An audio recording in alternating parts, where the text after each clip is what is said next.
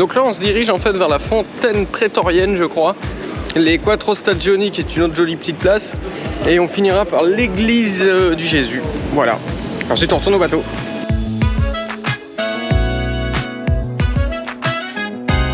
Alors là on passe dans une grande rue.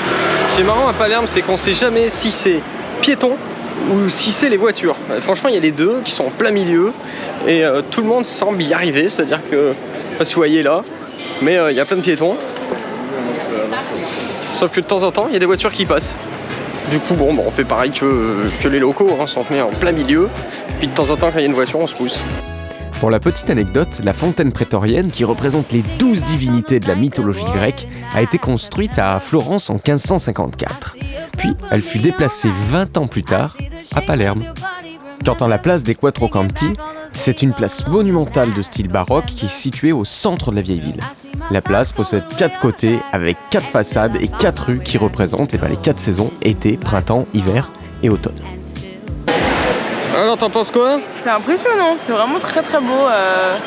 C'est fou de se dire que tout ça a été construit à une autre époque et qu'aujourd'hui on regarde ça avec nos yeux de touristes, mais c'est fou, voilà. Bon, et ben c'est le gros coup dur, parce qu'en fait l'église de Jésus elle ouvre seulement à 18h. Et nous après il faut qu'on parte, on a dit au port qu'on partait vers 17. Et ouais. Voilà, donc bah voilà, c'est l'échec, c'est l'échec. Tu vois là on est dans le vrai Palerme. Je veux pas déranger les gens. Déranger les gens? Mais non, on dérange pas, on visite, c'est pas pareil. Ouais, bouge là, toi. C'est pas que le meilleur moyen de visiter une ville c'est de s'y perdre. Oh là là. Regardez-moi cette tête. Il nous saoule. On s'est perdu, on a 30 minutes de marche à faire du coup, en plus, qu'est-ce qui est prévu? C'est pas grave. J'ai voulu prendre un raccourci et pas raccourcisant du tout. Du coup on se rabat sur une église normando-paléo-arabe je crois. Non c'est pas ça, normande arabo-normande. L'église de San Cataldo est un petit chef-d'œuvre architectural, œuvre de travailleurs islamiques qui l'ont construite selon des critères romans et occidentaux.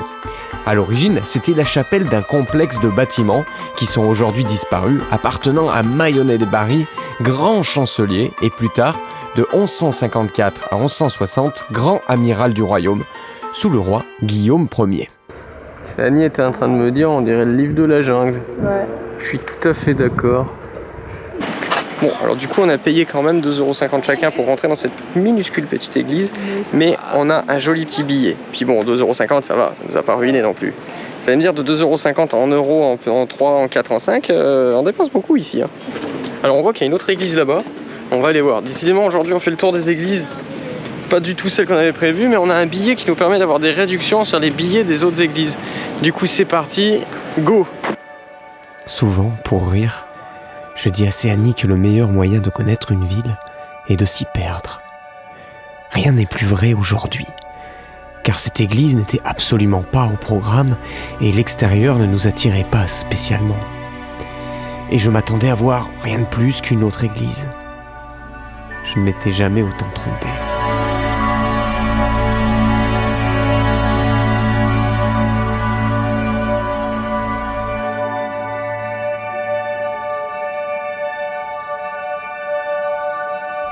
Certains lieux vous inspirent plus que d'autres, vous touchent plus.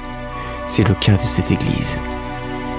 Il est tentant de dire qu'elle était grandiose, belle, et que chacun des détails de peinture, sculpture ou décor était un émerveillement pour les yeux. Mais elle fut pour moi bien plus que cela. J'ai ressenti dans cette église un calme impressionnant, quelque chose de majestueux, de touchant. Et pour preuve, pour une fois, je me suis assis, j'ai posé la caméra sur mes genoux et j'ai regardé en silence.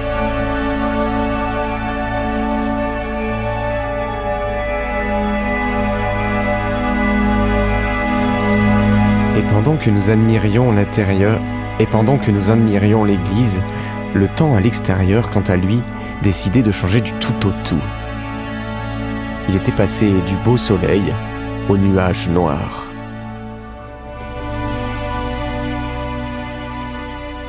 Allez, je vous explique vite fait. On arrive au port, il est 17h. Et je dis à Céanie, normalement on devait partir. J'avais prévenu les marins qu'on restait jusqu'à 17h parce que les orages étaient annoncés de 14 à 17.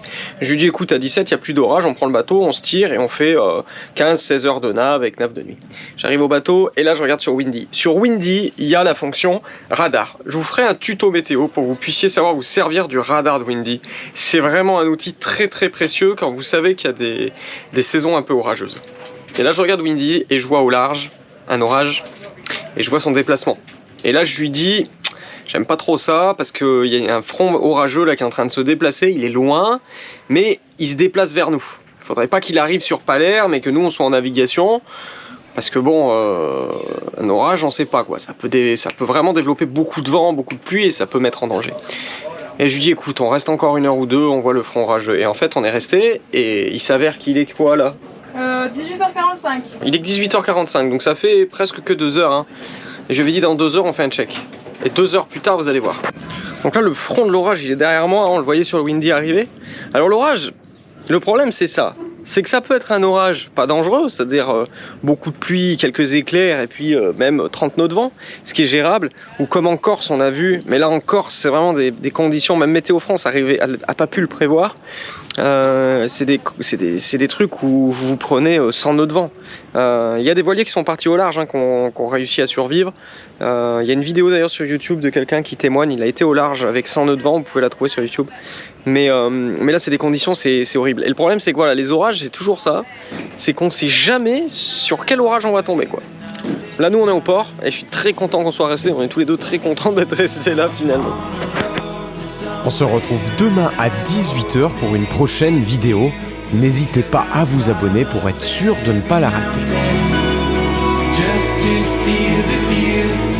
Et pour tous ceux qui ont envie d'apprendre à naviguer, on a créé une super formation en ligne qui démarre des bases pour ceux qui ne sont jamais montés sur un bateau pour aller jusqu'à la préparation des traversées en pleine mer.